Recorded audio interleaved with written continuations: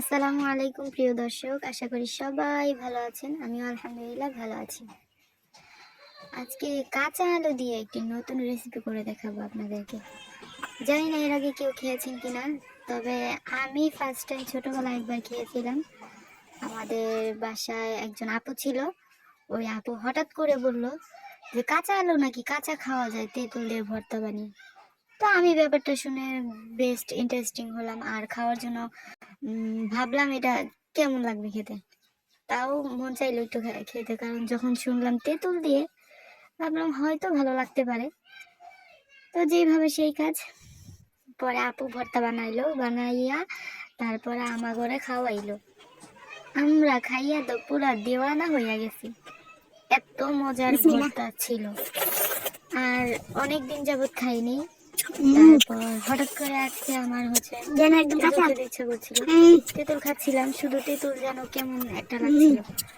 পরে ভাবলাম আচ্ছা দেখি একটু ভর্তা বানাই কাঁচা আলু দিয়ে।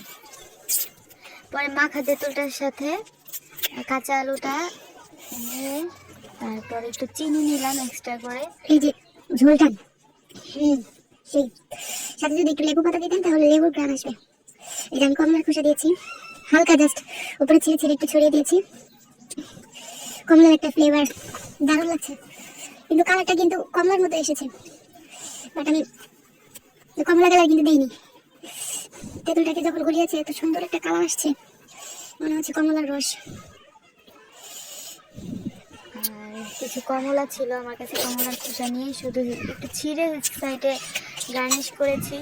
আর এমনিতে খোসাগুলো একটা স্মেল আসছিল, ভাবছিলাম যে মাখাবো কিনা, পরে ভাবলাম যদি তেতো হয়ে যায় ওই জন্য আর মাখাইনি। সব মিলিয়ে দারুণ ছিল, এত মজার ছিল। আলহামদুলিল্লাহ আলহামদুলিল্লাহ, এত মজা। কাঁচা আলু যে এভাবে এত টেস্ট হবে আমি বুঝতে পারিনি। অনেক আগে একবার খেয়েছিলাম, আজকে হঠাৎ করে ভাবলাম একটু খেয়ে দেখি তেঁতুল মাখা দিয়ে। তেঁতুলটা আগে মাখিয়েছিলাম, তারপর কাঁচা আলু দিয়ে মাখিয়ে খাওয়ার একটা বুদ্ধি আসলো, যে ছোটবেলাতে খেয়েছিলাম, আবার খেয়ে দেখবো একবার। তো সেই মতোই আজ এত টেস্ট। ধনে পাতা, কাঁচামরিচ, আগে আমি শুকনো মরিচ দিয়ে খেয়েছিলাম অবশ্য, সবকিছু ঠিক ছিল। ধনে পাতা ছিল না, কাঁচামরিচ ছিল না, আর এই যে কমলার খোসা, এটা একটা স্মেল, এটাও ছিল না। এখন দারুণ লাগছে সব মিলে, মাশাআল্লাহ আলহামদুলিল্লাহ। কমলার খোসাটা আপনারা ভিতরে দিবেন না, জাস্ট ছিঁড়ে ছিঁড়ে যদি থাকে বাই চান্স, আর নয়তো এটা অপশন, না দিলে খুবই ভালো লাগবে। লেবু পাতা দিতে পারেন, তাহলে লেবু পাতার একটা স্মেল আসবে, ভালোই লাগবে। এমনিতে ধনে পাতার স্মেলটা অনেক ভালো লাগছিল। আজান হয়ে গেছে, আশা করি সবাই ভালো আছেন, ভালো থাকবেন। আমার ভিডিওটি ভালো লাগলে অবশ্যই একটি লাইক করে দিবেন, আর আপনার মূল্যবান কমেন্টটি আমাকে অবশ্যই জানিয়ে দিবেন। আর যদি আমাকে সাপোর্ট করতে চান তাহলে অবশ্যই আমার চ্যানেলটি সাবস্ক্রাইব করে দেবেন। নিয়মিত আমার ভিডিও দেখতে চাইলে বেল আইকনটি প্রেস করে রাখুন।